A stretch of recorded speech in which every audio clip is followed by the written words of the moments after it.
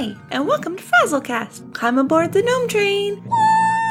Chugga, chugga, chugga, chugga. Please make sure to keep your limbs and experimental instruments inside the train at all times. And now, on with the show.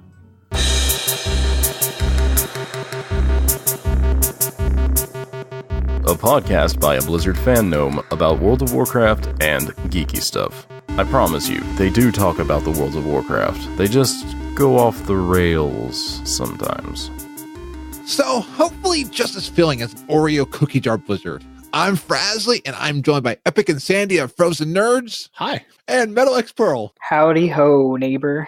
So, on this episode, we will talk about the level potion bans. We will highlight some points from Ian's recent interviews about where we are heading, and more. So, Epicinsanity, what time is it? I'll let you actually use the bumper. Okay. I always mess it up every time I do. Here we go. It's time to go around the table. What is it like hearing your own voice? Cringe. 100% cringe. Well, I think I'm going to cringe for our weeks now. So, what have we been up to recently? Epicinsanity, let's start with you. Just been a crazy hectic week, but I finally took the time after, it's been out for like 7 years. But I finally watched the movie Spider-Man Into the Spider-Verse for the first time this week. So good. I know. Like I've heard such good things. It's one of those things where it's like, I didn't see it in the theater, so I'm just kind of waiting until it shows up on some streaming sites. And finally this week I was just like, I should watch that. So I watched it. And then I piggybacked it with watching the Bumblebee movie, which I will say it's like all the Transformer movies, but I actually enjoyed it a little bit better because it felt like an origin story. Those are always fun. It's fun to see behind the character. So I'm, on your recommendation, I will watch it. If I don't like it, I will yell at you on Twitter, be like, hey, Epicinsanity. I haven't seen the new Spider-Man movie, but Bumblebee is really good. I saw that in the theater, and I thought it was great. Yeah, like what's funny is I knew that they were making a Bumblebee movie. This is how bad I am when it comes to movies. Like I knew they were making one and I didn't realize it was out. And I was at the store the other day and I saw the box art and I was like, oh, wow, that's out already? I'm like, when did that come to theaters? And I was like, probably like 6 months ago. like it always works that way, but I was excited. So I definitely checked that out this week too. I've watched some other choice movies this week too, but I won't say what they are just because I do want to respect myself and I don't want to put myself out there on the internet. So I have horrible taste in movies. And I like to dive. Horrible taste in movies don't matter. Oh, it's a good movie. These ones would get me banned from the WoW universe. You'd be surprised. I don't know about these ones. These ones are on Hulu, and it's a series of books in video game world. Yes, video game world. I raided with my raid team just Tuesday, Wednesday, a little bit rough. We're kind of in that weird, like, people switching roles, people not being there, computer problem issue week. So it was a little bit of rough of a week, but we wrapped it all up with a good session of Overwatch after raid. 5 of us jumped over there. And then on Monday night this past week, I played Overwatch on Twitch with Kilroy, my co-host of Frozen Nerdz. We streamed 2 hours of Overwatch on Monday, just killing some people and having some fun and laughing. We didn't do it this week, but we like to do where we let chat pick what heroes we play in quick play, and chat likes to pick the worst heroes that they know we're bad at, but it's teaching us to get better. So now the problem is when we're playing on our own, we're picking those heroes because we actually are starting to enjoy playing the horrible heroes. Nice. But otherwise, this week has just been work. But put it in that grind. Put it in all those podcasts and stuff like that. I bet you're editing 5 podcasts while you're talking to us right now. I don't want to screen share, but like 6 tabs open. I'm just editing. Yes. Yeah. Some days it feels like that. One day I'll be able to edit this show while I'm recording it. While you're recording. Yeah. It's doable. So I'm going to edit us over to MetalXperl. So MetalXperl, what have you been up to? The transitions, I've missed them. So as of late, other than having crazy hectic days, like I told you, my schedule's changed a little bit from last time. A little bit more free time, but still, have things to do. Had a lot more time to do things in WoW. Leveled my Warlock, leveled my Shaman to 120, geared my Shaman, geared my Warlock. I don't remember. Did I tell you I had a mage at 120 last time? I think so, but I got a short memory. Okay, well, that. if not, I leveled my mage to 120 as well. And I'm now maining that, and I'm having a lot of fun with Frost in PvE, but I'm also doing PvP and Fire. It's just too ridiculous not to do. It's lit. Been doing a lot of just like grinding rep and stuff like that. Got the Maghar Orc rep grind out, got them unlocked. Been trying to get the Gladiator mount. It's a lot harder than you think it is. Gotten to Heroic with my guild on Tuesday. They're having issues with Conclave, so I said, hey, I'll go, and they grabbed me, and we beat it. We did in a couple polls, but it was super exhilarating. We went in there, we did it, and then we went to Rosticon, and we had some issues with it, but we're still like super positive about it. And they had been stuck on Conclave, I think, for like 4 or 5 weeks. It's rough. Oh, I got Division, both on PC and on Xbox. I had some issues with it on PC, so I bought it on Xbox to play with other friends. That's a lot of fun. I was a real big fan of the first one, so I had nothing bad to say about it. There's a lot of new content even rolling out. I think it's tomorrow. Stuff is rolling out, and me and my roommate are going to be doing that here probably tomorrow and over the weekend. But really, other than that, I've just been trying to just keep up with life. It's with the free time I have. Oh, and then transmog farming. That's the big one. Absolutely. I've been trying to make my gold, but it's transmog doesn't sell. It sells. It just takes a while. Yeah.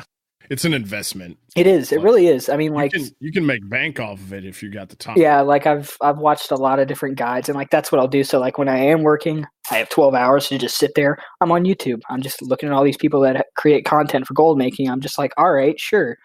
I'm just gonna read all this stuff, and then I like throw it in my bookmarks and I go back to it and I write it down and make notes. I try and like get all the key bits of information.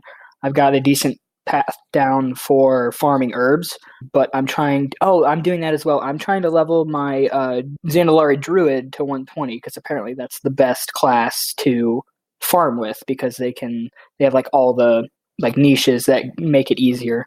Yeah. My friend Matt told me that druids are nice because then if you are falling, you can go into flight. Yeah, they've got like the tank form so they can't be dazed.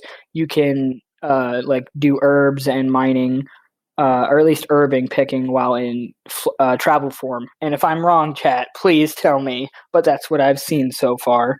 My main is a Zandalari Troll Druid. A Tauren are faster at picking herbs, but Zandalari has right now, especially with the ability to like jump off a cliff and fly. Mm-hmm. Like in it, once we get flying in the expansion, like I switched to Troll. I just switched to Zandalari Troll, but I was a Druid this whole expansion, and farming herbs as a Druid is the only way to go. Like I'm a tank, and you don't get dazed, and then you pick. Especially I run war mode on. Oh yeah, mm-hmm. There's a talent that makes you move faster. Exactly. Yeah. Shapeshift. So I'm running faster than mount speed and I'm picking herbs in seconds and then jumping and leaping. If you do wild charge, you can jump over stuff. Yeah. Like the current situation I'm in is I'm doing a lot of my picking and collecting on my mage. And I have the Zandalari herbalism enchantment on my gloves. So I'll demount to pick it up and it'll be like less than half a second the cast time to pick it, and then my mount is faster or slower than the actual picking is, so it's like I'm wasting time with the mount. So it's like I just need to get a druid. So I've been trying to level her up. She's like in the 60s, I want to say. I'm in Northrend doing stuff. Tried using the Azeroth autopilot. It actually works pretty well. Once you're in the leveled zone for it, it actually guides you through quests pretty easily.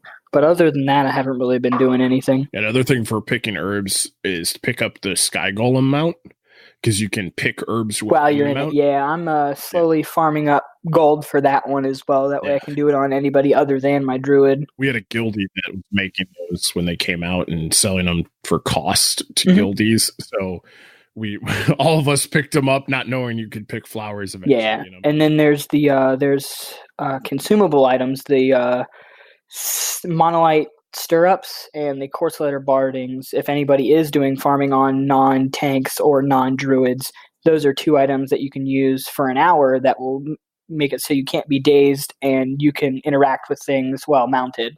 So if you're on an alt or your main isn't a druid or anything or a tank, you can purchase those from crafters or on the auction house to use to farm on that character. Nice. I'm gonna do you remember about the Sky Golem, because I got one of those.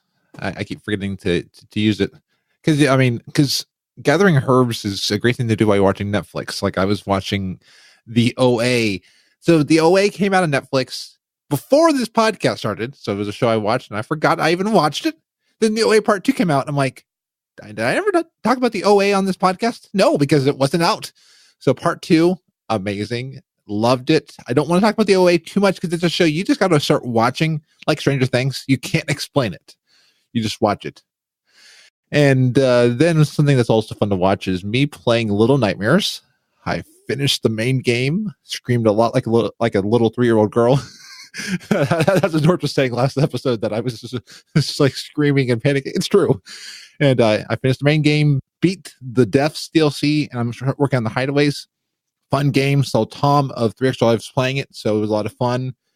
And I was going to level my gnomes last night with Michael the Blue Recluse, but Gnomergon was down. That's where Michael's at right now. So we started playing Don't Starve together. We streamed that. That was a lot of fun. I played Don't Starve on the PS3, but it was fun playing it where you are playing with somebody else. So then if one of you dies, it's how long the other person can last. So it's fun. We laughed a lot. Yeah. I've had that game for a while. I think it's since it was in beta, and me and 2 other friends bought it. It's fun. It's so much fun. You can just dump so much time. It's like The Sims. It's the weirdest game, and it's super goofy, but you'll dump so much time into it. So by any means, if you see me on and you're playing it, send me a message. I will play. I love playing that game. Nice. And definitely, because I had so much fun, and I loved learning more as I go along and stuff like that. And I was trying to control my beaver. I played the lumberjack, and lumberjack turned into a beaver at random times. It was, do I learn how to stop from turning into a beaver? It was the strangest thing. There's a couple, it's called the workshop mods. They add quality of life too, but there's also some of them that add different playable characters as well. And I think I play one that's a sister of one of the main characters. It's a DLC, but it was fan made. She's pretty cool, but there's a whole bunch of different mods you can add that improve the game and then also add extra stuff. That's awesome. I'm definitely going to try that, and we're going to try it together. Just know I'm probably going to die before you do, so just I'll be a ghost. Yeah, absolutely. Ooh. Just don't fear me and make me go insane. Oh, maybe that's why Michael's insanity. I was just messing. Yeah. I think if you use any ability while you're near a teammate, you actually spook them and decrease their insanity or increase their insanity. Okay, I'm sorry, Michael. I was just being funny. Oh, okay. Now I know. What do I tell him? Do I tell Michael, or do I just do it? We'll find out. And then Korlak is now 77, so I finished off the Howling Fjord storyline for Lore Master, and I'm working on Grizzly Hills. Already did the poop quest there, which is my favorite quest in Grizzly Hills, because it tastes so good on that pine cone. Oh my god, the poop quest! But going out is harder than going in. Okay, and well, now that we have talked about what we've been up to. This show's been controversial in the past before, and controversial as in I said Sylvanas must die and stuff like that. So I remember that one. So tonight we have somebody on the podcast who got banned for a couple of days, and I thought it would be an interesting thing to kind of bring up. So Blizzard issued temporary bans to players that exploited the leveling potion. So it was a bug with the Drought of 10 Lands experience potion added in 8.1. And there were bans as short as 2 to 3 days and as long as 31 days. The buff could stack upon itself. And yeah, somebody here got banned. Are you still banned, Metal? No, it was only for 2 days. First of all, I want to let it known that it's completely fair. I'm not going to say it's BS or anything like that. It's fair that I got banned.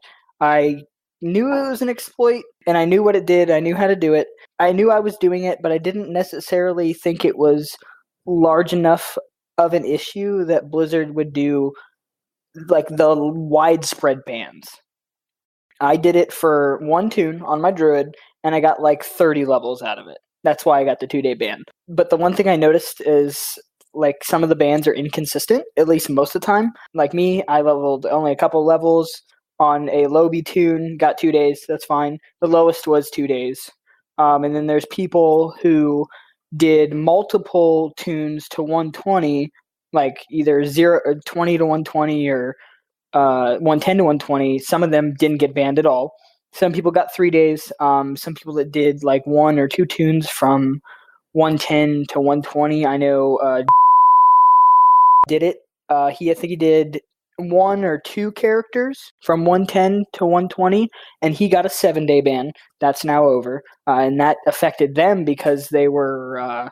It was like right about to be before Mythic, like one of the competitions that was happening. But for him, it was on his alternate account. But it's the fact that he streamed it is why he got that 7-day ban. Now the longest was got a 31-day ban. It Titan forged for him. But it was because he did, I want to say, probably 6 characters from 110 to 120, and it's the fact that he streamed it, he talked about it, and he kind of did it like, and I understand why he did it because he's a content creator. He kind of wants to find these things out, and it's not necessarily he's doing it to exploit it.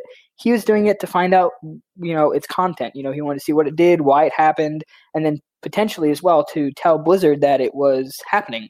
But like people like, which I think is a great streamer. He's a really good entertainer, but he does have questionable attitudes sometimes. He was promoting it. He's like, hey, everybody, they can't ban all of us. Do it now. And it's not the fact that I agree with him there, but it's the kind of the fact that I thought that there was so many people doing it that I didn't think they would issue out so many bans. Like, granted, it was only like a couple thousand of all the players of World of Warcraft, but it still was kind of confusing because they didn't push out any information. So it was, I know I found out about it the last day it happened, and I did it for 30 minutes. So it was like maybe 2 dungeons that I got those levels. And immediately after I started doing it, it was 30 minutes later, they patched it. So like I told one of my friends about it, they got on, they attempted to do it, and it didn't work because like in that time of them getting on, they fixed it. Because I found somebody on YouTube who posted about it. I just happened to be up that morning and they posted on it. But there was like a 2-day span of like it going public on the internet. And as well as like a bunch of other content creators and just regular people on the forums and Twitter were asking Blizzard, hey, is this intended? Is this bannable? What are you going to do about this? Is this something we should worry about? And they didn't reply at all until they fixed it. And then a couple days later, they issued bans. My question on this is, so I'm hearing that you found out about from somebody else. How easy would it be for someone to have come upon this? So it actually was existent in 8.1. But everybody didn't really figure it out until right before 8, or I guess it was right after 8.15. So it existed, it's just it wasn't public. I found it from somebody on YouTube. I think he's got like 140,000 subscribers, so it's not a lot, but it's a decent amount of people. And the video at the time, I think, had like 600 views. So it was like brand spanking on the YouTube reel. It is definitely something you had to know about. It's not just something you could accidentally do because the potions normally would stack in your inventory to 20. You would have to split the stack and use them individually to stack the buff. So you definitely had to know about it. It's not something you could accidentally do. Some people say that they did accidentally do it. And I could understand if there's probably people out there that legitimately accidentally did buy 1 and then buy 2 or something like buy 1, use it, and then buy a second one and use it, and they got 2 stacks. And I think it was just a kind of algorithm looking through your character history, and if you have, this buff, this many times, whatever numbers, they banned you. So, and like I said, I'm not upset that I got banned. I think it's fair. I just think there are inconsistencies with the ban, and the fact that they didn't communicate anything is really odd of Blizzard. I mean, most of the time they're pretty good about this kind of stuff, especially if it's something, I don't know. For me, I don't think it was worth the length of the bans. 2 days, sure. A day, sure. 12 hours. I think that's worth it. Even even 3 days. 7 days to 31 days, I think, is pushing it, because all it was an experience bug, exploit. It doesn't put me, you can see both sides of the conversation, but in my eyes, I don't feel that I'm being put ahead at a competitive advantage over other players through experience. I could see where you could say, I don't have enough time to invest in, so therefore the time you put in with that potion gave you advantage over me. But I'm more upset on other things that happened that they didn't issue bans over, like the cauldron bug, and with some of the new professions that came out with the different things that happened. So I know for a fact there's a guild on my realm that I was talking to people on that it was with the cauldrons that came out, you could make the flasks. Well, there was an issue with it where you could get like more flasks than intended in a current, like in one use. And it was exploited, and many guilds got enough flasks to last them the rest of the expansion. Like the entire guild for the rest of the expansion. Blizzard did fix it in a timely manner. I think it was probably around the same, like 2 days from it going public. But they didn't issue any bans. I think that puts other players at more of a competitive advantage than leveling a tune faster. Each side has its own conversation. It's just, to me, it's inconsistencies. And it's not the fact that I'm upset at Blizzard. I just really want to know why. And the thing that spins everything upside down is that Josh Lore, like the next day after they issued bans, went on to Twitter and pretty much just started flaming everybody like, hey, and like I'm not trying to like flame on him either. I think, a lot of the Blizzard team is really great. It's just, it was kind of like a personal lash out. He said, hey, any of you guys that are kind of complaining about this, in a very nice way, I'm wording this, you need to stop complaining about it. It was deserved. You guys knew you were doing it. But it was definitely very brutal. Like it was, he didn't word it very nicely. It's like the easiest way for me to say it. And granted, he did pull it down like very shortly after, but it's just the fact that he reacted like that on Twitter to people. And I understand people were complaining, but it's the fact that they didn't push out information that kind of makes me wonder what happened or why they decided to do it that way. I can see with this ban, the reason why Blizzard would ban more is because of the speed of it. It can cut into potential boosts. It can cut into subs. I mean, so there is a time requirement, and part of WoW's model is the sub time. Mm-hmm. Part of it is, and this really did make it where people could potentially unsub after they get to 120. So I mean, this could be potential revenue loss, and I could see it as well. The revenue loss from boosts as well, the $60 boost. Yeah. But I thought it was. It was kind of funny because at the same time was the free weekend. So being able to pull people back, it's like, did they think that by doing this free weekend, they would get enough subs to make up for the amount of players that would be lost? That's really on a different note. But like I don't know. I guess you could really fight it either way. And again, I'm not upset that I got banned. It's just, I don't think it was worth the length of bans that had been issued. Definitely, I would say it's bannable because it is an exploit. It's just they didn't talk about it. I think that's the main problem.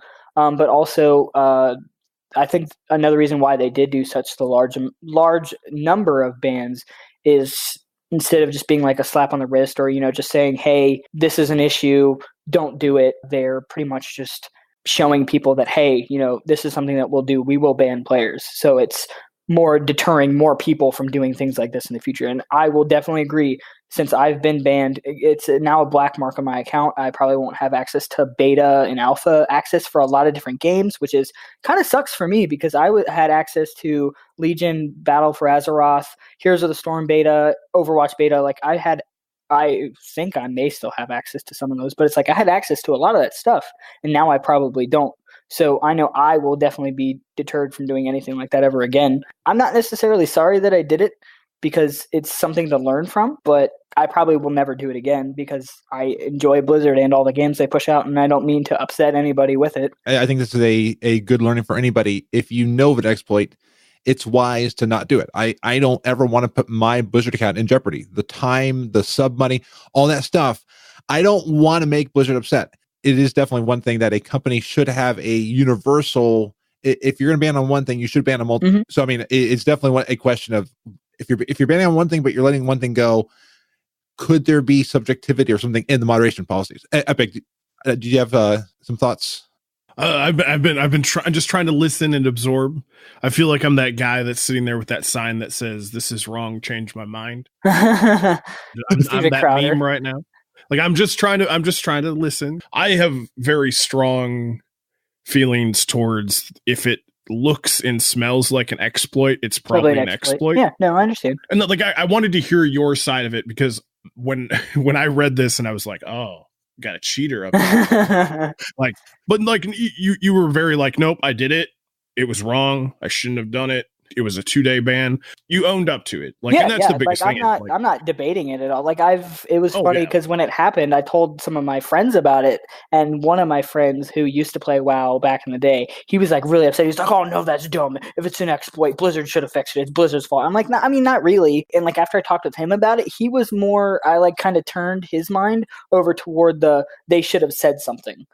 I feel like that's something like a big gap. And I understand, like, it was posted as an exploit. We know it's an exploit. Don't do it. But it's the fact that that's another thing that I would like to know numbers wise is people that found out the exploit, they did it, and then they reported it to Blizzard through the bug system, whether or not they got banned. That's the thing I want to know is like if somebody had saw the bug, did it to see if it was just like them or whatever, and then immediately messaged Blizzard. And I'm sure people did because I know it was all over Blizzard CS for Twitter that people were like, hey, I did this, I didn't mean to, or, I just wanted to see if it would work. And I'm now telling you about it. I want to know if those people actually either got like a small ban, like 2 days like I did, or if it was like they completely null and voided it or anything like that. Cause it's interesting that they have a reporting system and just want to know whether or not they use it. Well, and then I'm kind of that same, like I want some quantitative data from behind the scenes. Mm-hmm. And I brought this up even on our podcast when we talked about it. Was it reported during PTR testing? If it was, and then the same person that reported it during PTR testing proceeded to lead the charge on showing the world by making YouTube videos about this exploit, how long did this exploit go on that they used it behind the scenes without anybody knowing? True. Because the problem is now in today's society, when you're guilty of something, it's really hard to just keep your mouth shut. Mm-hmm. I'm not coming from I have a perfect white. Oh, yeah. No, I understand. Amazing account status, because I was chat banned several times for saying inappropriate things in trade chat. Yeah. And this was before the spamming system was added where you could report for spam. Like the things I said in chat were so bad that Blizzard removed my privilege to talk in chat for 7 days, multiple times. And this was like 8 years ago. So it was back like during Wrath. Like this was a long time ago. I had a second account just completely permabanned that I have no access to at all ever again. So it's not like I've led this perfect life of like, ooh, I'm a saint. So I just want to bring that up to you. No, definitely. But like a lot of it is it comes back to that. If you sound like you have a perfect record, your file, when Blizzard goes to their filing cabinet and pulls out your account name and they go, oh, it's empty. 2 days. But then they go to someone else's that was also banned or got a 2-day ban or a 3-day ban or 7-day for the Azerite farming issue at the start of the expansion. They might have gotten more severe punishment because that's how they do it. They do it in a triangle hierarchy. And that's the thing. Like I'm a kind of like a logical, quantitative kind of person. So it's like I would want to see data for it. Like I don't necessarily care that it would. I don't think it would change anything. It would be interesting for them to publish that to the players so they know. Like, I mean, granted, some people should know whether or not they've done offenses, and that would be why they've banned more. But at least just like percentages, I think it'd be interesting to see, especially with the ban. Because like I would love to see like you said too, like those that reported it as a bug in game after it went live, they found it. They're like, oh man, I double clicked that potion and it is stacked. Was it supposed to stack? Let me go look it up. Okay, Wowhead says it's not stackable, but it's stacking. Let me report that. I could see those people, if you did report it, probably not getting in trouble or maybe getting a 2-day ban. But a lot of times a 2-day ban, are you going to notice a 2-day ban? Oh, no. Does the 2 days start when I log in for the first time to discover that I have a 2-day ban? Or does it happen when it was issued? That's what I'm assuming. It happens when it was issued. I wouldn't notice it because I don't log in necessarily every 2 days. Mm-hmm. Granted, I would get an email saying your account's been suspended. And I'd be like, oh my gosh, what did I do now? how much Fireball did I drink?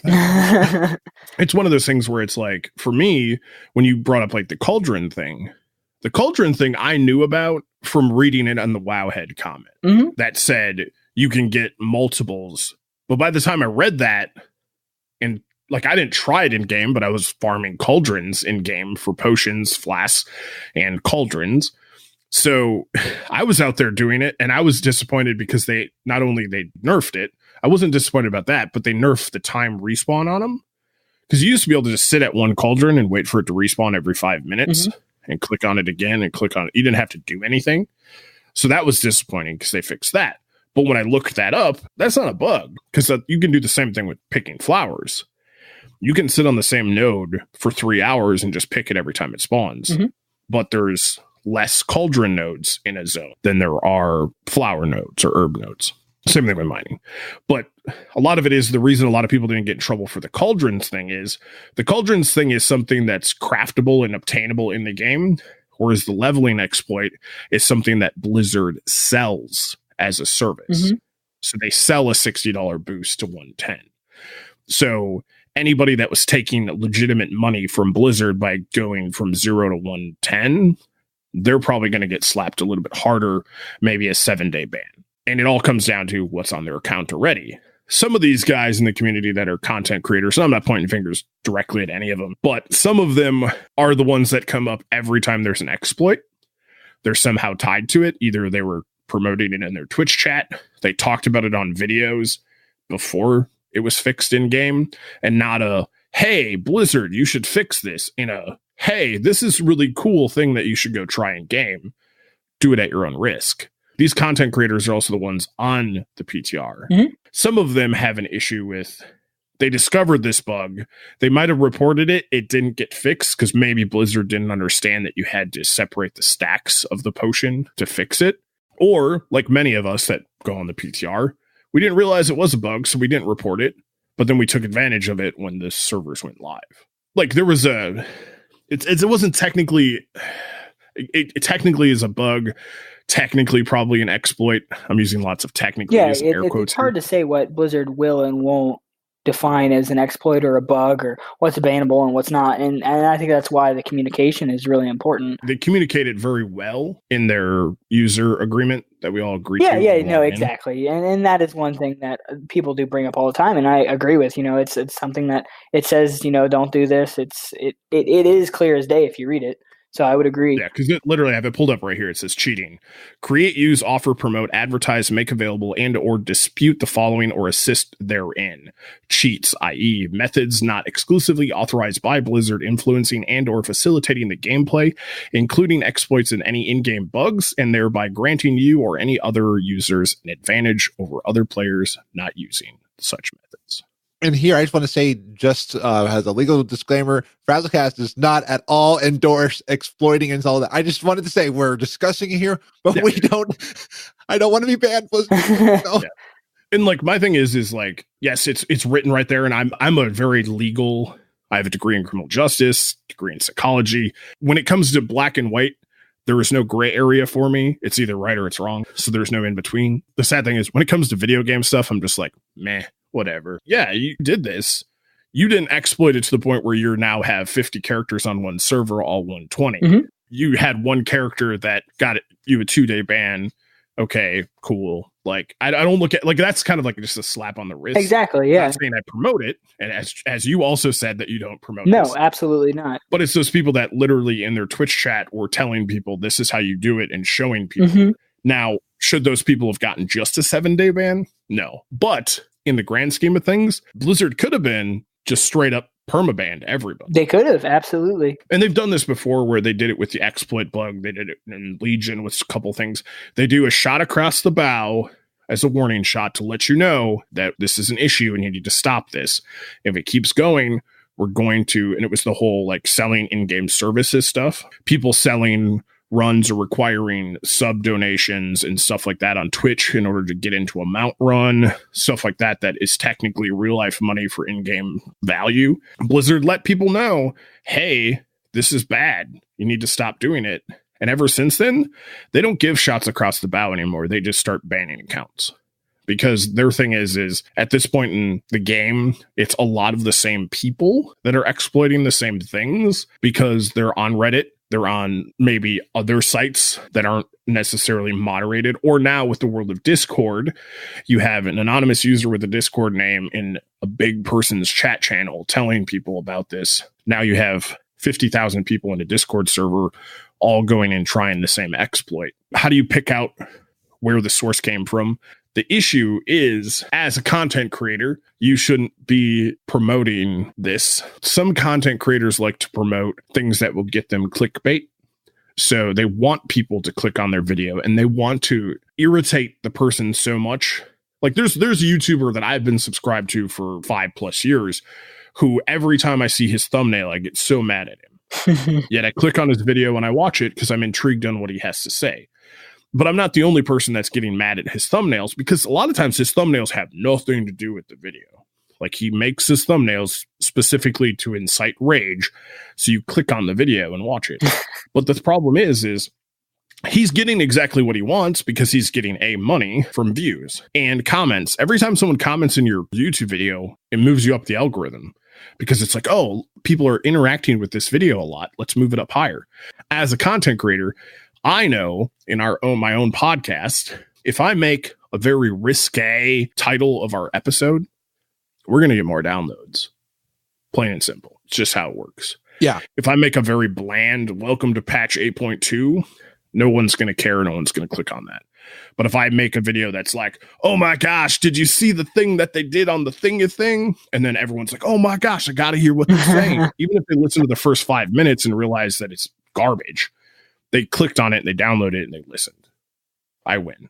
You lose. We're in a day and age in the world where we have big people like who brought this higher to Blizzard's attention. The problem is it also gets him clout. It also gets him views. And I watch and stuff all the time. That's where it goes for a lot of my stuff. So I'm not knocking him at all. It all depends on how you present it. Talking about an exploit and showing how an exploit worked after the fact, make all the videos you want. But while it's still an active bug, that should be something that you, as a content creator, have connections somehow with Blizzard. Not saying we have a direct lifeline that I can call Blizzard and get in on the phone. Ian, help me. There's this thing that's broken. Yeah, but I have people who I can prod a little bit harder to make something happen or get a message across. You know, it's not that I literally have Ian's cell phone number. I might have gotten drunk at BlizzCon. But I know people that work in Blizzard customer service who I can DM and go, hey, I just had this experience. Are you getting a lot of bug reports for this? No. Can you fill out a bug report for me? Yeah, sure. I'll fill it out right now and I'll shoot you the link. They look at it and that might get a little bit more work done a little bit faster if I'm reporting it. Now, I hate it. I would have never experienced bug because I wouldn't have bought those potions to level because I'm not leveling. You know, like I have my level 100 boost and my level 110 boost still sitting there. That's how much I hate leveling is I won't even click the boost button. Interesting. Like I just don't care. To me, I have enough characters all at level 100, level 110, that it doesn't drive me to level new characters. So to me, to start a new character on Airy Peak and start a gnome, it doesn't excite me. I'll just use a free boost on Airy Peak to get elite level 110. Frasley got excited. I guess at first I was like, no, I knew I would not have used it because I don't like using timed potions for leveling experience. It's like I don't like spending gold on that because I know I'm not going to be efficient in that 1 hour or however long it lasts. I would not have run into this issue. And I don't ever think to split potions because I don't want more backspace used. Exactly. Like if I hadn't found it, I would have never have done it or seen it. So it's like, obviously it's my fault, but it's just like, if I hadn't clicked on that YouTube video, it was, not that I think it had a clickbait title, to be honest. So back to that nuance, it had a clickbait title or a thumbnail. I clicked on it. I watched it. I did it. I think this thing has lessons for multiple people. If you're a content creator, you have influence. You can influence somebody. I don't want to use the word influencer because it's a word like negative, but people will listen to what you say. And that's why I was afraid of doing this part of this episode because I don't want people thinking that we condone cheating. We do not condone cheating. I think cheating, exploiting is wrong. But I think it's helpful to talk about and let people know there are consequences. You may not get caught this time, but you will get caught. if you see a creator or someone talk about an exploit, it comes down to personal accountability as well to not do the exploit. So I think from this lesson, if you're a content creator, be careful what you tell people. If you're a person hearing information, be careful what you do. It's the same thing as having an adult conversation about it right now. If we would have had the same conversation on Twitter, would we have been civilized and adult about it? Probably not. It's Twitter. I don't know if you can have adult conversations on Twitter besides like not safe for work conversations on Twitter. That's where I think a lot of the issue is people don't have constructive conversations anymore. Yeah. Everybody just jumps down the throat of the person who did X, Y, and Z. Like I was like, even when Frazly told me about this, I was like, I like went on your Twitter account. I was like looking at stuff, trying to figure out like, because I was like, okay, was this somebody who did it consistently? On purpose? Got a 30-day ban because they were promoting it on Twitter. Oh, and I was like, doesn't look like it. I wanted to sit back, hear your whole story, because I wanted to hear how you found out about it, how it happened. And the thing is, honestly, like, okay, you got a slap on the wrist. Like, I probably would have done the same thing and got the same slap on the wrist, because if you show me how to level faster in the game by buying something in the game with a currency that I can only get in the game, trust me, I do the, as Alisaunder says in the chat, you don't drink the potion until you have 25 completed quests to turn in and you're about to finish. Like, that's exactly how I am, because I'm the same person that every Tuesday saves up all of my caches from my Paragon levels from World Quests. I save all of them till Tuesday before I open. I never do. Because I get more Azerite power. I trust me, I'm the same way. Like, if I can align the moons, the stars, and everything together to give me a little bit of an advantage. We used to use a roll system in game that was tied to the same bad luck protection. So if you went back and did Mists of Pandaria dungeons, when they first implemented the bonus roll system, that bad luck protection rolled over to your current raid. So if I rolled 4 coins in Mists of Pandaria old school dungeons while running for Transmog, and I bought those coins with cheap gold or resources that didn't matter, and I purposely waited until I didn't get a piece of gear and my bonus roll was +4, then when I was in raid this week in current content, my bonus roll bad luck protection was at a +4, so it was guaranteed that if I used a bonus roll coin, I would get a piece of loot. Was that an exploit? Probably. Was it gaming the system? Probably. Had we reported it 100 times? Yep. Blizzard did nothing about it. And then finally, they just stealth fixed it and didn't tell anybody about it. But it still gave us an advantage because we were using it on bosses that specifically dropped weapons or dropped trinkets or slots that were super important that you needed something. But we gamed the system. But if I got in trouble for it and banned for it, yeah, I should get punished because I did it for a long time. A lot of us did it for a long time, but I never made YouTube videos about it. I didn't tell my Twitch chat to do it. Granted, all 2 of them probably wouldn't have listened because they're bots. And then same thing, I didn't make a YouTube video. You got to know that your audience is listening and that they're going to jump on the bandwagon if you're doing something that's questionable. So as content creators, you have to know that you're going to be the first person hit too. When the ban wave comes, they're coming for you. The drug dealers, they don't go for the guy selling a joint on the corner. They go for the guy that has a pickup truck full of it. You know, so they want the big dog. They don't want the little street seller.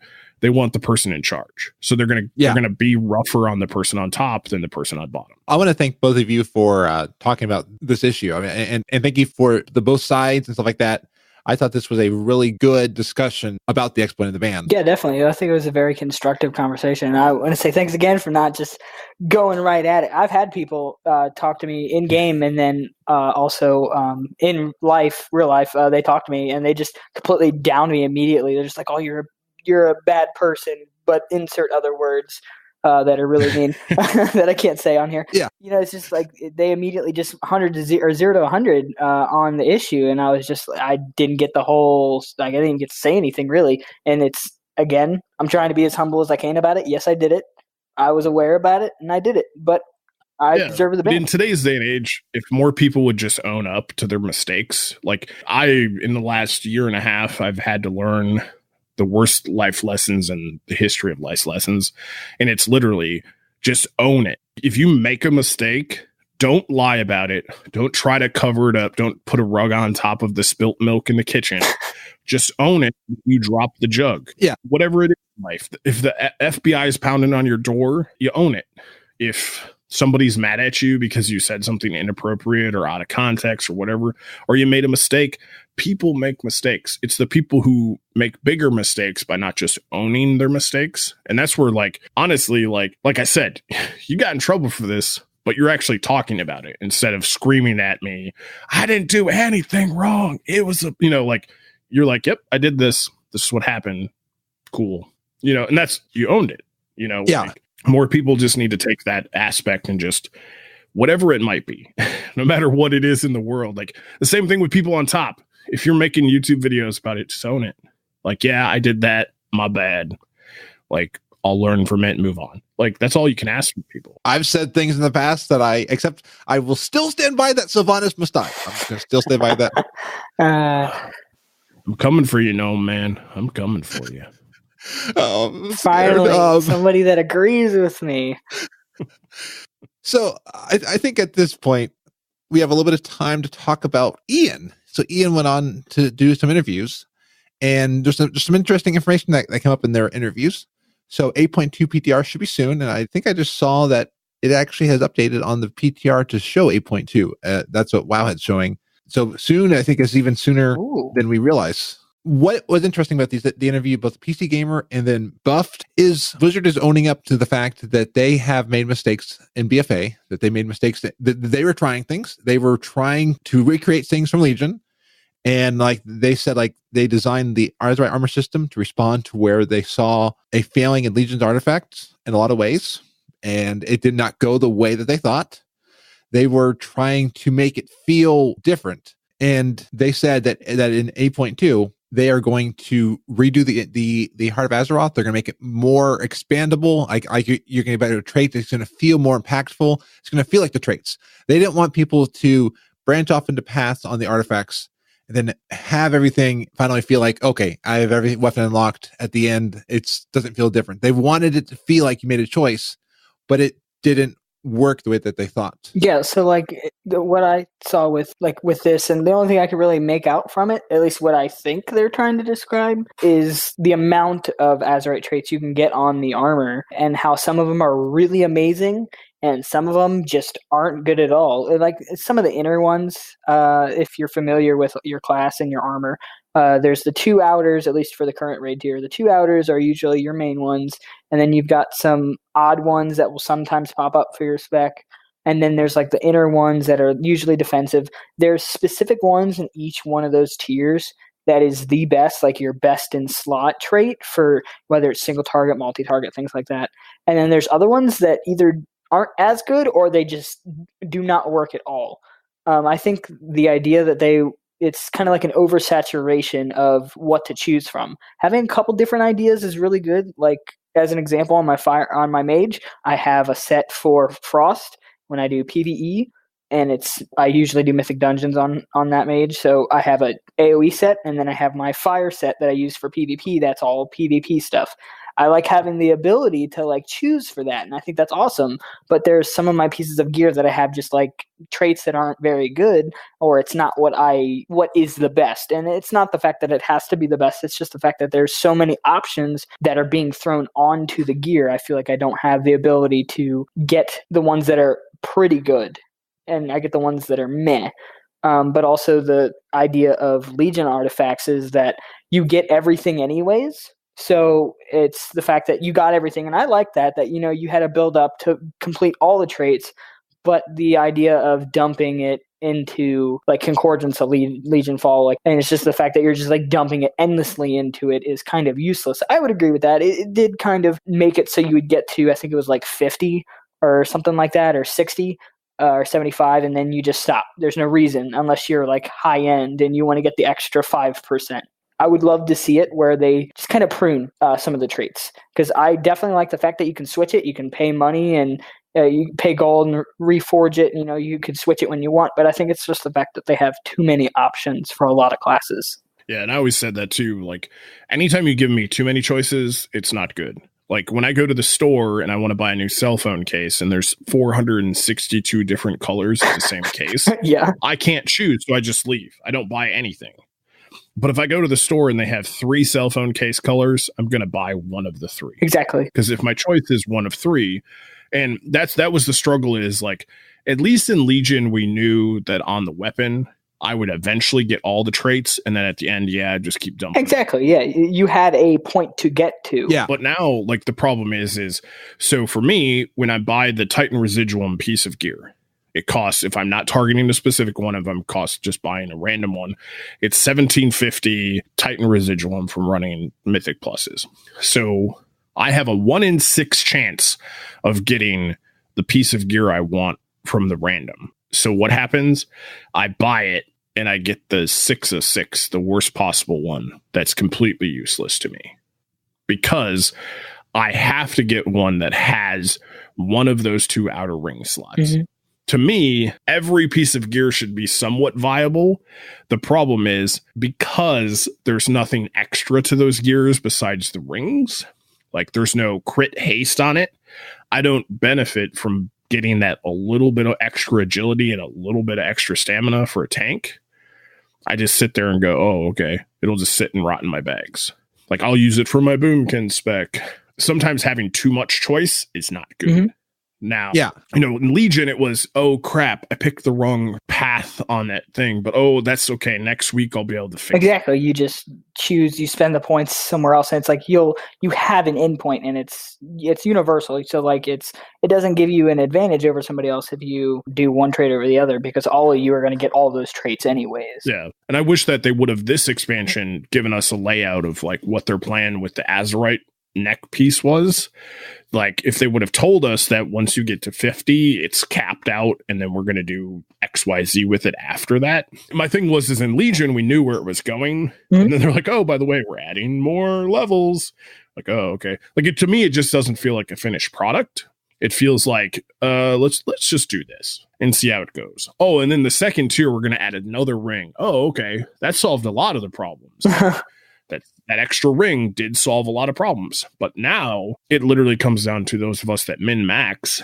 Oh, so once I hit 50, there's no reason to do anything with Azerite power for the rest of 8.1.5. Mm-hmm. Oh, okay. So I'll just stop doing world quests now, because the catch-up mechanic will make it so that I'm 50 before 8.2. Yeah, exactly. Yeah. And I don't even know what I'm getting when I hit 50. Oh, I'm not getting anything? Like, the drive now for me, like, I'm at 44 on my neck, and I haven't done world quests in 2 weeks.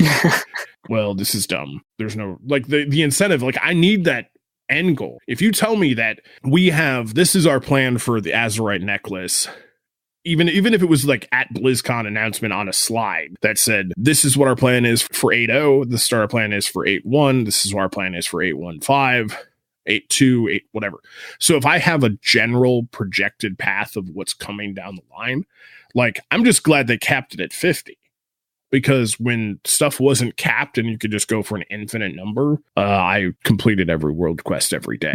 Yeah, because you had a reason.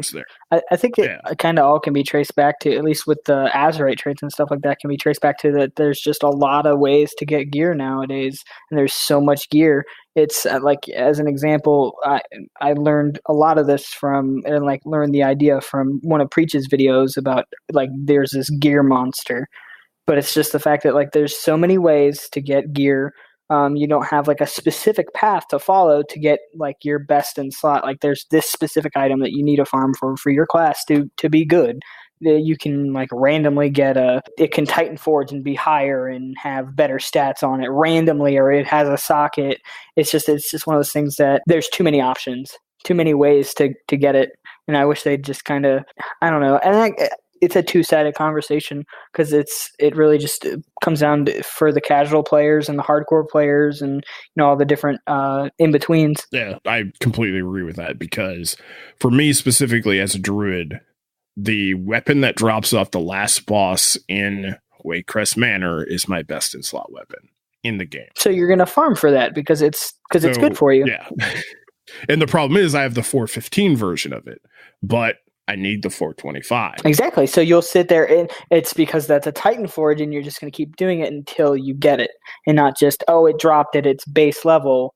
Cool. Yeah. And it literally comes down to the raid weapons, even if they were 425, would not be an upgrade over my 415. Mm-hmm. So I'm running a 10 plus every week of Waycrest Manor to use a bonus roll coin on the chest to maybe get a Titan Forge version of that weapon. It just sucks because it's like you have all that. I shouldn't have to run LFR to get 425 gear. Yeah. But I run LFR because it can Titan Forge up that high. Yeah.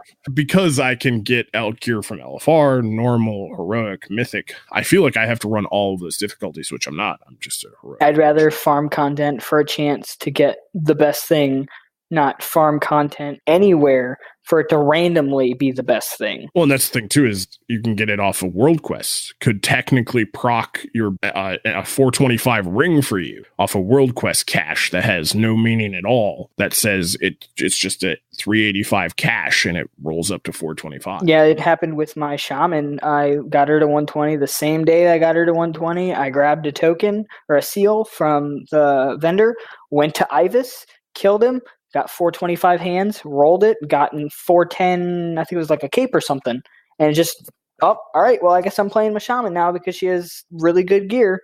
It's just it makes me want to play, but it's just for the wrong reasons. Yeah, it's Schrodinger's loot. I mean, it's one of those, you never know. And that fear of, could it drop? Could it drop? You have a goal, but this is up here right now. But it's random. It's not just like, hey, it's going to drop from this boss. It could drop from anything. Yeah. At least with Battle for Azeroth, I feel like I haven't been involved just because there hasn't been a real big reason to get on every single day and do content. My Legion was my first end of game expansion where I did a lot of end game stuff. I got on Legion every day, did Mythic Dungeons all the time, did every raid, did every LFR because of legendaries, because it could drop off of anything. And I really liked that. And people were complaining about it. Yes, it was the whole system for it, math, the RNG behind it was bad. I would agree with that. But it still even middle of the expansion, end of the expansion, it gave me reasons to get on every single day and do something. Yeah, and it had bad luck protection. That's one thing that if you didn't get it, the next time you would be a lot more likely to get it. In the beginning, it was really bad. The bad luck protection did not work. I would agree. I was one of the first people in my guild to get a legendary, and I didn't get another legendary for that character for another, I want to say 2 months. See, I was the person that got the first one in the guild and the third one. So everybody hated you. In the same day, I got 2 of my best in slot legendaries. Yeah, I got the best in slot for mine. Yeah, there was nothing for me to farm all of Legion for legendaries yet. I still logged in every day. It was so weird because it was the first time experiencing this, and none of us had known the power of legendaries and how it worked, and I got it, and it just felt so amazing. I started having a panic attack. We're in Emerald Nightmare. We just finished normal Ursoc, and I'm just oh my god, guys, I have to get up. And I got up and walked away. I had a drink of water. I paced around my house, and I came back. I'm like, all right, guys, I'm good. And they thought it was hilarious. But it's just one of those things that kind of system had that effect on me. I enjoyed it. Yeah. And it's the fact that holy crap, this is awesome. I haven't had that experience with BFA yet, other than just running dungeons, because I enjoy running Mythic Plus dungeons, but it's not I do it every single day like I used to in Legion. Yeah, even for us in Heroic, we haven't done normal raids since the third week that BFA came, or the third week that Battle of Dresselar came out. We clear it once and then we're done on normal, and then we just focus on Heroic. We're literally to the point where now we're raid locking, because literally it's gotten to a point where most of us can't even get stuff for our third spec because we have everything.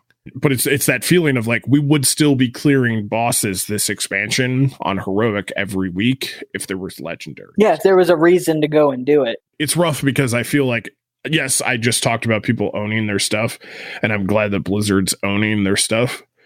But it's one of those things where sometimes you need to own it a little bit faster. We're now talking 8.2, and you're now just fixing this stuff. Yeah. And I'm not talking you don't have to give me an answer in 8.2 or 8.1, but give me an idea of what your goal is. As a player, I want to know what the end game is. I want to know if I go on vacation for a week, I'm not going to be behind. In BFA, I don't feel like that at all. But in Legion, oh my gosh. Oh yeah, if you took any time off of Legion, people were getting stuff before you and they were doing Mythic Plusses without you and they'd be getting their caches done. Here, like, granted, there's still people to play with at any time of the day. I can get on in both my Horde Guild and in Area Peak with CTR. I can get on and do stuff with people. It's just I don't feel the need to do it anymore. Or at least it's not very large. It's not very incentive to go do it. Yeah, right now what I'm doing is alts because it's fun. I'm not doing the war campaign a lot on Fraz because it's like, I'll get to it. Yeah, exactly. I'm going to get it at some point. I did finish the Tides of War, but it's just like there's so many things that I haven't finished all the quest lines on any single character yet. I've done different zones on different characters, but I haven't, like, I have a full quest log on my mage, and I'm just like, I don't really want to do this right now. And it's like, it's kind of how the game is turned. I used to never do professions. I hated doing it. I had no reason to do it other than for free gold. Well, now I'm getting into transmog farming and into herbalism and stuff like that. And I never had an interest in it before. And it's like, well, why? It's because I don't have, that is my reason to get on every day now is for professions. And when it used to not be. And one thing I want to bring up in these interviews, because what we're saying, Blizzard is hearing us and everybody. And they said, like, they've been closely listening to Battle for Azeroth feedback. And they say they're listening to Twitter, they're listening to Reddit, they're listening to all these. So even if it feels like we're talking into the ether, Blizzard is watching it. I mean, they said they spend hours a day reading the forums. Oh, maybe that's why they're not actually developing. I'm kidding. I just want to, but yeah, they are listening to the feedback, and this is constructive feedback. What I've heard today has been constructive feedback. You're not saying Blizzard sucks. You're like, this is what, it's not fun for me right now, or it's not. Yeah, I'm just being honest. Like, I'm not bashing the game. It's just, I need something different. Yeah. By all means. And again, I would agree with you, Epic. It's like, I'm not asking them to give me the solution right here, right now. I just kind of want to know what they're thinking. And they're like, oh yeah, we're going to try and do this in 8.2. It's like, well, if you have ideas and you're putting it in PTR, just tell us what it is. Well, it's the same thing you brought up too. Communication. If they would have talked about the exploit thing ahead of time, it might have. Oh yeah, I guarantee you, if they said, "Yeah, we're going to ban this," we know about it. If you've done it already, good on you. That's fine. But if you continue it from this point on, you will be banned. Like, if they would have done that, then I guarantee you they would have half or even more than half of the people that did ban that wouldn't even have done it. And I would have been one of them. If I would have saw that on Twitter from Blizzard CS, I would have been like, nope, not doing it. Nope. That's a lot of it is just communication. And it's something that they keep bringing up in all of these Q&As that they do. Like Reddit AMAs, they bring it up too, but a lot of it just comes down to, like, so Hearthstone, well, Heroes of the Storm, rest in peace. I know it's still there. I still play it. I need to reinstall it. They used to do this thing, which was kind of hush hush, and Hearthstone still does it. I don't know if it's hush hush or not, but I'm going to talk about it because I don't care.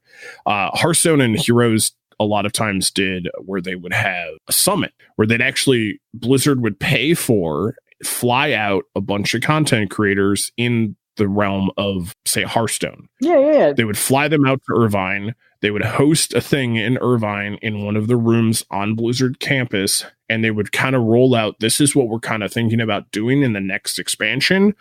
What is your feedback? And people would sit there, obviously under NDA, they couldn't talk about it. You would have noticed people at Blizzard at random times throughout the year. That was because they were brought out there by Blizzard to help build the next thing.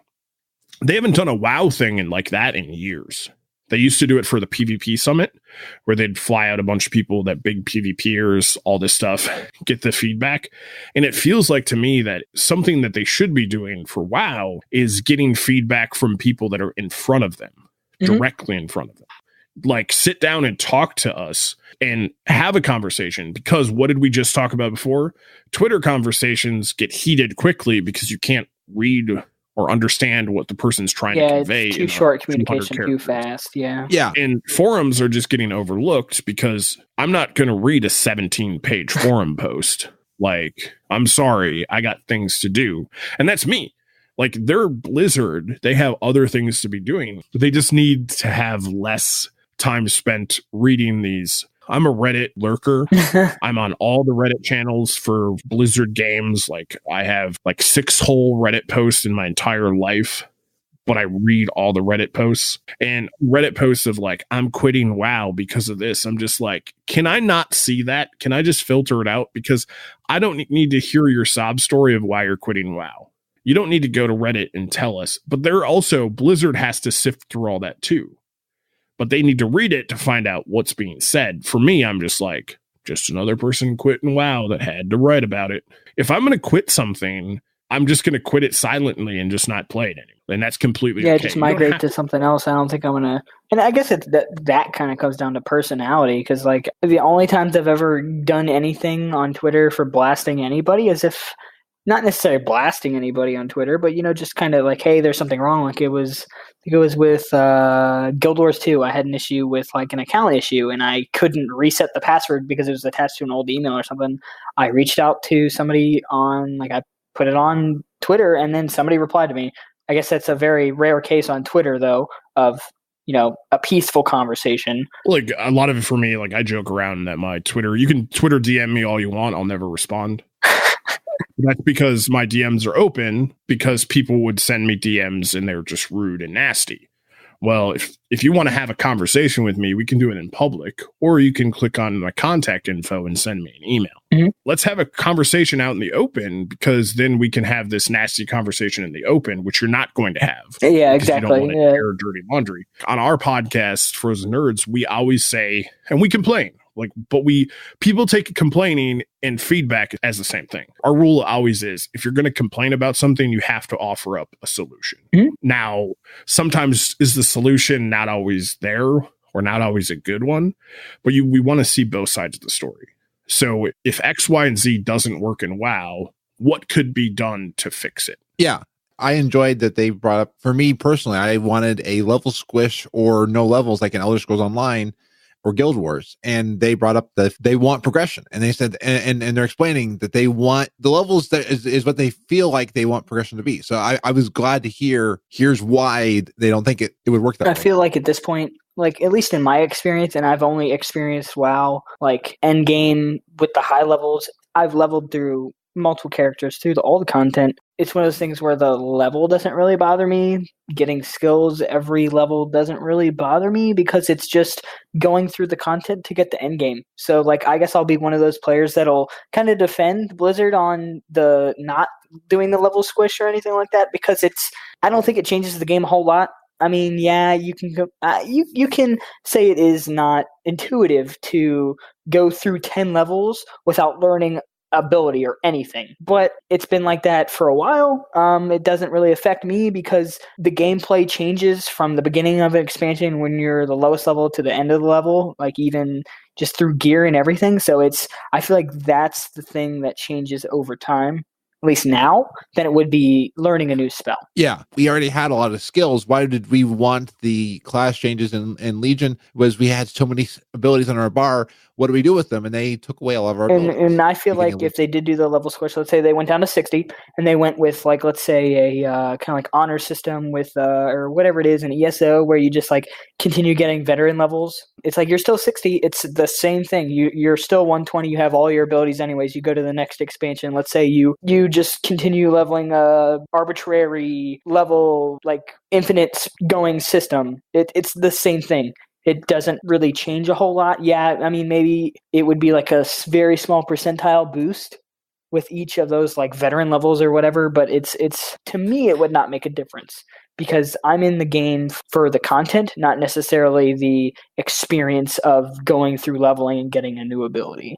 Because I feel like no matter whether you're at 100, 110, 120, 130, 140, you're still going to be the same character. However, that class is intended at the end game. Yeah, see, and I'm the type that, like, if they squish me from level 120 down to 60, I would have no desire to play the game. I have no problem with stat squishes. Like, you can take away my agility, my strength, my armor, my health pool. All of that's just an arbitrary number. Like, just it exists. It goes up as the expansion happens. But my thing is like, it's the whole like, well, back when I was level 60 thing. I think back to when I was level 60, and it's the same thing as Diablo. Not when I was level 60, 3 expansions ago. Yeah. So, like, Diablo's had Paragon levels forever. Yeah. Like, well, I shouldn't say forever, because it really hasn't been forever. I don't want Paragon levels in WoW. I think the Paragon system for rep is dumb. It's another grind for us to do. My thing is the number one way to stop caring about how big your DPS is stop using scrolling combat text. Like, I literally had to ask because it got default turned on after I race changed and I didn't know how to shut it off. I had to ask my guild, I'm like, if I maul something for 50k, is that a big hit or is that like average this expansion? And most people couldn't even answer because they were like, I don't know. I don't play with combat text on anymore. I just look at the DPS meter in the corner. Wow. As long as I'm on top, I'm doing good. Because a lot of it is like, if it was 50 million or 50k, does it matter? That's a big hit, yeah, it's just proportional. So I'm fine with the stat squishes, but level squish, like I'm glad that leveling is now drug out the way it is, that I can level through an entire zone and get to like 80 or whatever it is. I'm cool with that. My struggle with leveling before was every time I would ding 15, it was time to move to the next zone, empty my quest log and move on. So now I can stay there until 30. And then once I've completed the zone. Yeah, I would agree that the stat squishes are sometimes needed, but I'm on the side that I enjoyed having that super really high, intellect level or strength level or whatever. I remember playing at I think I want to say it was the end of Wrath or maybe Draenor. Yeah, because they did a stat squish in Draenor, so I guess it was Mop to Draenor. I had a DK that had or my friend did, I'm pretty sure, he had a DK that was like 30 billion health. It was like insane. It was absolutely just crazy. And I thought that was really cool. Or like in Legion, where we had really big numbers. I remember playing my Arms Warrior and I would crit for like 3.5 million damage with Mortal Strike. And I was like, yes, this feels amazing. And it doesn't bother me that it did the stat squish. I just think it's cool to see that, expand over time and then go back down. That way it makes it different rather than if you were level 60 and your stats didn't increase every expansion, you'd always be doing the same damage all the time, always, until they change something about the class. Yeah. And see, for me, I'll always remember my class level and what level I was when I did something, but I'll never remember what good DPS was. Oh yeah. Level. So to me, it's one of those things where it's like, I would rather keep 120 and hit like a wet noodle than go back to 60 and hit like a baseball bat. Yeah. For me, progression is based on my level, like item level, as bad as that sounds. Yeah. I know that I'm doing work in the game because my item level is higher than the content I'm killing. Exactly. Yeah. It's one of those things that bring player agency to your characters. I feel like at least the leveling does. I mean, item level, the squishes is fine. I thought it was cool to have items that were in the 900s and 1,000. I thought that was freaking awesome. They knocked it down because they needed to. I guess they didn't want to go into 1,000s. That's fair. And see, like for me, I have no problem if they did that every expansion. Yeah, it would be fair. I mean, it's an arbitrary number that I'm going to forget. Like I couldn't tell you what a good item level was back in Legion now. Because it was like 985. Yeah, like at a specific time, you're not going to be able to recall, it was a 930 back from Ursoc. That was amazing. Like, you're not going to remember stuff but I can tell you that in Legion, when I was level 110, I was amazing because I was at max level. Mm-hmm. Numbers for gear, item levels for gear, amount of agility on something, it's all relative. It doesn't really matter to me. Because it's all going to be percentages at the end of the day. Yeah. If Blizzard takes physical levels away from me, I'll probably, for the first time ever, break my sub. Just because, to me, I already feel like I've lost so much of my character power anyway, that the only thing that I have left and the only thing that's been consistent over 14 years of playing World of Warcraft is my character level. I wouldn't want you to break your sub because we're going to be getting 2 new zones in 8.2. The transitions. I just wanted to bring up just a couple of points. Nazjatar is going to be storyline that culminates in confronting Queen Azara, and Mechagon, although smaller than Nazjatar, they said it's going to have a lot more content, and this will be bigger than Timeless Isle. Queen Azara is going to play a big role, and there are going to be unexpected turns of events in the storyline, like Sylvanas dying. No, they didn't say that. I keep saying that. Is it called Mechagon because Tinker is in a coma? Mechagon. God. Oh, that was good. If Sylvanas dies, I'm coming for you, Frasley. Yeah. I want you down in Stormwind. You can never hide. Gnomes can't hide. I can smell them. I can smell them. I'm going to be the prime suspect. But you know what? I can change one of the new allied races in 8.2. Oh, wait, no. They said there will not be new allied races at any point too. Lame. Yeah, like I'm completely thankful for that, because I feel like allied races should be something we get when there's a reason to give them to us, not just because people want them. Oh yeah, I'm definitely. glad that I finally got Zandalari Troll, because I thought that's what I was getting at the start of the expansion. Oh yeah, That's what I definitely thought Okay. that Magar and Dark Iron were something we were going to get way down the road, as well as, if it's right, Volpira and Sethrak. Like, I thought we were going to get it like day one, like, or at least close to day one, because it's the main part of the expansion. Yeah, but I'm glad that they're stretching it out, because it should be story based, and it makes sense that Zandalari Trolls now joined the Horde, so therefore we're more powerful than those pirates that other side got. The pirates, the fat, Cool. chubby Bear. pirates. They got Wicker Bear, though. Dude, the Wicker Bear. Their bear farm is kind of cool. Now, So, there is hope for Volpira and Sethrak, because they said brand new races, and they mentioned like Worgen and stuff like that are expansion things. So there is hope for people that want Volpira and stuff like that maybe we'll get those next expansion. Because if you think about it, Dark Iron Dwarves and Void Elves and Magar, they are reskins in a way. And those are why some of those came in patches. And one thing I think I keep hearing a lot for people wanting news on this, Classic is slated for summer. So Excited. everyone's been asking. Very excited. Yeah, I played Classic 14 years ago. Why do I have to wait till summer? because this way we can relive all the pain of Classic. I'm Is it excited available because for I never pre-order did. yet, or have I missed that opportunity? Did you miss it? I missed it. I never got to play it because I didn't play, and I don't know. It's again. I think it goes back to that this expansion hasn't given me anything to continue to come back every day. Classic is something new. It's something I haven't done before. It sounds like it's something that could potentially be fun, and it also kind of rolls back into the gearing. Like there's not an oversaturation of gear. So it'll make me feel more incentivized to go out and farm content because there's a specific thing I'm looking for. Yeah, for me, I've done it before. I have no desire to do it again. I'm going to go back. I want to stream when I do it, so that way people can laugh at me. Yeah, I'm all for people, for people who haven't experienced it, it's going to be an experience. Oh, It yeah. is completely different game. I'm going to tell you right now, I'm either going to love it or I'm going to hate it within the first 5 minutes and uninstall it. For me, World of Warcraft Classic, which I will never want to call it Classic, because Classic to me was when it was level 60 back in the day. Mm-hmm. So now I have to refer to that as vanilla. That came out right as I was graduating college. So I came home in the summer and didn't have a job.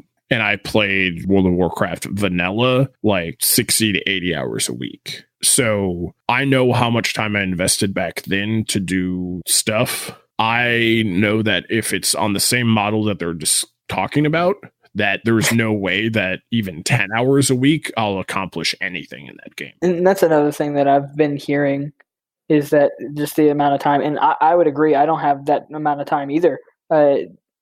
It's something I want to do. I would love to dish time into it, but I don't know if I'll be able to. And it's hard Because enough being an nowadays adult trying sucks. to get a raid together. Never mind 40 people that I have to somehow either know or find. Even dungeons took a long time. I remember when I came back for Kata, I was like, wait, dungeons don't take 4 hours when you go into it? I mean, we were in and out. I mean, it was almost like a one-night stand. Well, it used to be, okay, I played Alliance back. I was Dirty Alliance back. when I Dirty first started. Alliance scum. You were a gnome too, right? No, I was a Night Elf. Okay. Always the elves. So when I started out the game, if you wanted to run a dungeon, you had to get to dead mines and to stockades as Alliance. But the only way to do that is you had to run from the burnt down tree all the way to Stormwind City. And there wasn't mages that could just magically teleport you. There wasn't all this extra stuff. So it would take you a good 2 hours to get there. So once you were there, it might take you another 4 hours to find enough people to go do the dungeon. Now, yes, Classic will have a ton of more people playing it at start. There'll be less servers. Everything will be kind of more compact to make it feel awesome. But I'm sorry, I ain't got 2 hours to run on my 2 feet to another place. Then I will use exploits to get there. Just kidding. Use exploits. Not promoting. And I think with that, I'm going to exploit the time and take us. I think we covered a lot today. Oh, I yeah, think we talked about a lot. the bands, we covered Ian's interviews on PC Gamer and Buff.d and talked about Classic. So thank you both for joining me on FrazlCast. Where can we find you on the interwebs? Let's start with Metal. You can find me on Twitter at MetalXperl, METALXPERL. DM me. Usually goes to my phone. And if I don't, it's probably because I'm working and I'm in a secret environment, so I can't have my phone on me. If not, shoot me a message on Discord. Same thing. It's MetalXperl1297, I do believe. That might be that's my Blizzard one. Either way, you can find me on Blizzard. You can find me CTR Guild. Find me on FrazlCast Discord, CTR Discord. I'm free to do anything. I've got a lot of different things on Horde, and I've got a priest healer / kind of shadow priest on Alliance. I am free to do all kinds of stuff. And what Metal's saying about the secret place is they're actually in Blizzard's exploit jail right now. Oh yeah, it's secret. Yeah, is it a hidden bunker somewhere? I think it's in Canada. In Canada, yes. Canada. They're up there teaching him how to say sorry. Yes. And Epicinsanity, where can we find you? Best place to find me is on Twitter. It's just epic_insanity. My DMs are open, but I'll never respond. So if you need my attention, just tweet at me specifically. And even if you tweet at me to tell me to check my DMs, I might, but just tweet at me if you need something. The best way to honestly get a hold of me is just email me at contact@epicinsanity.com. Goes directly to my phone. It alerts me on the side of my computer screen. So if you send me an email there, it pops up literally while I'm working. I will see it. And I'm very quick at getting back to those. You can also find me on the Frozen Nerdz podcast, where each week we sit down and talk about all Blizzard Entertainment games from the start to finish. We might even talk about World of Warcraft Classic, maybe. I don't know. We're not sure yet. Ooh. We will, because it's a Blizzard game. But it's one of those things where we talk about it all. So we do about an hour show each week. We've got a lot of stuff coming. We're about to record episode 250 this coming Sunday. That's a long time in podcasting. I've now been doing this for 7+ years. Wow. It's my full-time job, and I don't know where I went wrong in life, honestly. Where you went wrong, quote unquote. I'm going to head back to Ironforge, where I'm going to rethink my life and where I'll be in 7 years. You should rethink about those one-night stands. Activating customized Orphan Safe transporter.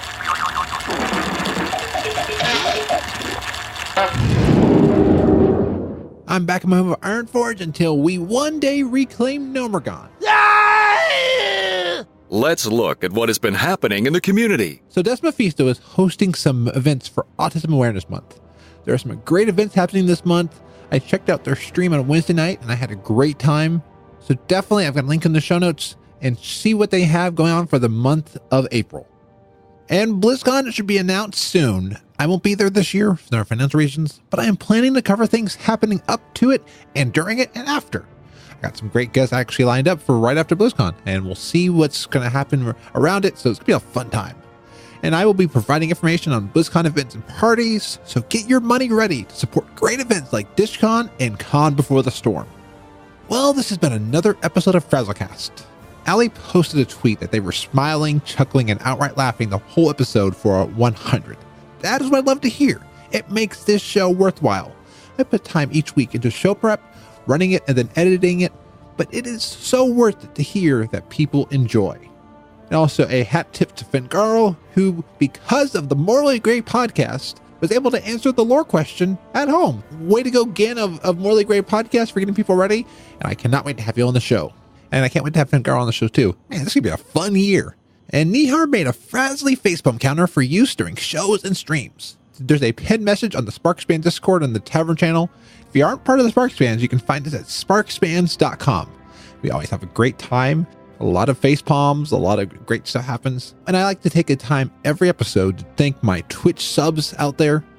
Thank you to Michael the Blue Recluse, Anastasia of General Chat Podcast, Dusty Porter of Nerdz Podcast and YouTube Creators Hub Podcast, Epicinsanity, who you heard earlier in the show, Chris of MMO Reporter, who you heard a few episodes back, Posty, who you've heard on the show before, and I hope to have it on it again, Rajuris, who always likes to facepalm and just like encourages me with jokes and stuff like that, Sir Nate the Great, who I also need to get on the show at some point, Thorne of Lagging Balls and Convert to Raid podcast, and Tash Mifune of the Half Hill Report. Thank you to all of you for your financial support for the show. If you want to be like them and support the show with a Twitch sub, go to support.gnomepodcast.com. And if you don't want to do a sub, we have shirts at gnomeshirt.com. And we've got more to come. I'm working on a few ideas with Pirate Poots, so they're going to be awesome. And I want to thank Savvy the Nerd for the bits during one of my streams. Every sub, every bit, every shirt, it all helps this labor of love. Well, I am Frazly, and you can find the show at gnomepodcast.com. Until next week, be awesome.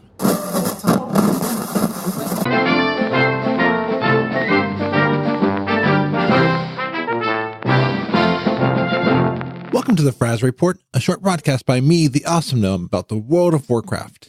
So, the broadcast is on April Fool's Day, and I hate this day. It makes it hard to know what's real news. So like last night, I was streaming, and all of a sudden, Nihar comes into chat and talks about the PTR build for 8.2. I go rush over there, and I'm so excited. And Wowheads are like talking about like Lightbound Undead Allied Race. They have Pepe goggles. I'm like, oh, that looks amazing. Oh, it was posted a little earlier than April Fool's Day. And then WoW posts some patch notes, a lot of Demon Souls and stuff like that.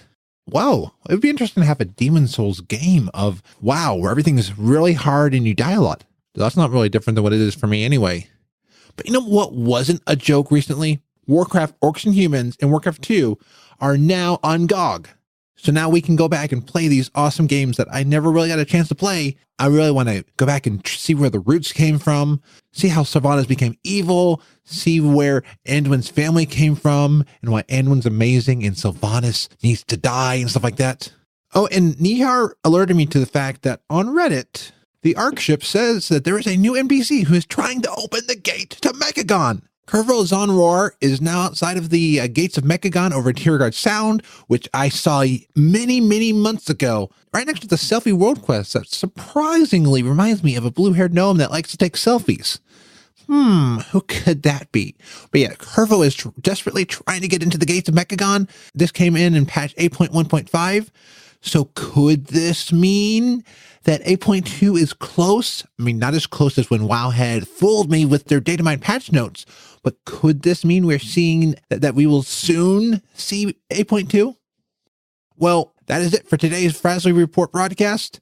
Tonight's Frazly News Hour will be debating the impact of April Fool's jokes on game journalism. I mean, come on, we always pride ourselves on the 100% real news. We never make things up for a podcast to try to get laughs. Everything that's been on the Fraz Report has happened, or if it didn't happen, it's because something got canceled somewhere. But tonight, we need to stand up for game journalism. We need to stand up for truth, because one of the things that's popping up now is Flat Azeroth. It's bogus. I've been to Argus, and I saw Azeroth in the sky on Argus, except the back of the planet was covered by clouds. But anyway, thankfully, we cannot give in to fake news and conspiracies. Thankfully, fake news isn't a problem in government politics. But wait, was Teldrassil an inside job? There was that convincing Facebook post. Okay, regardless, this has been the Fraz Report, and until next time, be awesome. Hey there, it's the Scruffy Druid. And Mr. Scruffy. You might already know that when we're not playing video games, we're probably standing in a closet talking to ourselves. You can hear some of our work right in the Loot Optional podcast. Well, that side of what we do has a name. We call it Viral Voice Arts. Now, if you're a podcaster, streamer, or content creator, you've probably had at least one moment where you really wish you had an extra voice around for something you're doing. Maybe a character bit, intros and outros, promos, announcements. We can help give your podcast a next level feel. You can find out more at viralvoicearts.com or email us at viralvoicearts@gmail.com. FrazlCast is a fan podcast that covers Blizzard games. We are not affiliated with Blizzard Entertainment, Inc. Views expressed by the host and guests are their own. Some of the art, music, and sound effects come from Blizzard games and are owned by Blizzard Entertainment, Inc. No copyright infringement is intended. This show is brought to you by Dragon Powered Studio. Find more at dragonpoweredstudio.com.